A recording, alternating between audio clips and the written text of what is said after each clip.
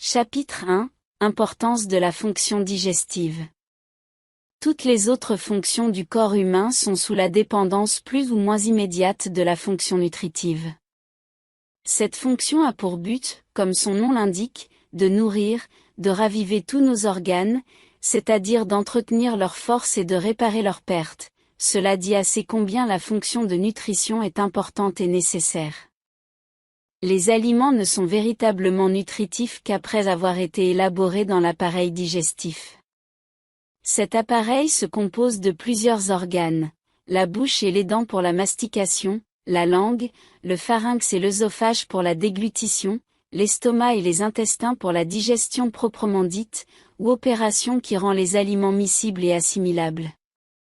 Ces deux derniers organes doivent donc être regardés comme les plus essentiels de la vie organique, puisque c'est à travers leurs tissus que passe l'élément nutritif des aliments pour se répandre dans l'économie animale, pendant qu'ils retiennent les parties inertes ou inutiles pour les rejeter dans la défécation.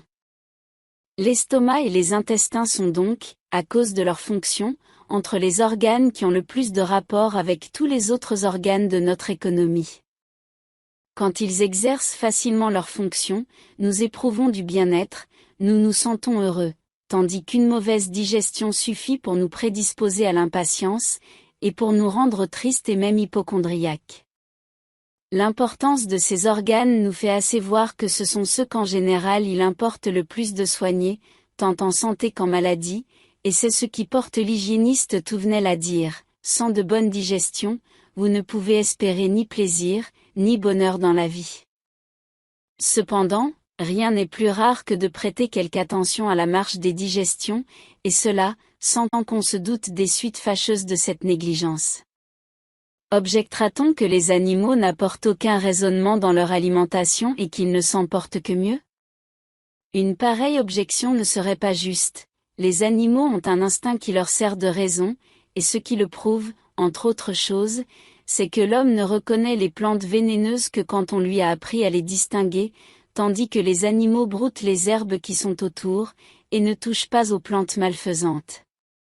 Le chien se fait son propre médecin dès qu'il se sent incommodé. Puisque l'homme n'a pas pour guide l'instinct des animaux, et qu'il possède de plus la raison et l'intelligence, il est de son devoir de faire intervenir ces deux nobles facultés dans l'exécution de tous les actes de la vie.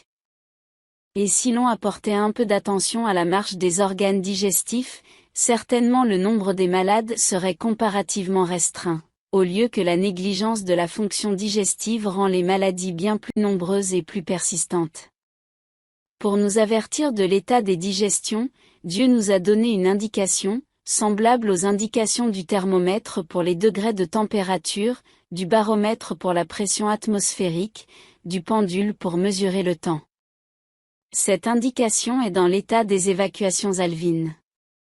Quand on jouit d'une santé parfaite, quand les digestions suivent une marche normale, quand les aliments sont bien élaborés dans l'estomac, et qu'ils traversent le tube intestinal pour être épuisés de leur matière assimilable, le résidu excrémentitiel ne séjourne pas trop longtemps dans le gros intestin, il est homogène, bien moulé, d'une consistance molle, n'exige pas de grands efforts pour son évacuation, n'irrite ni le rectum ni l'anus, et ne provoque pas d'hémorroïdes.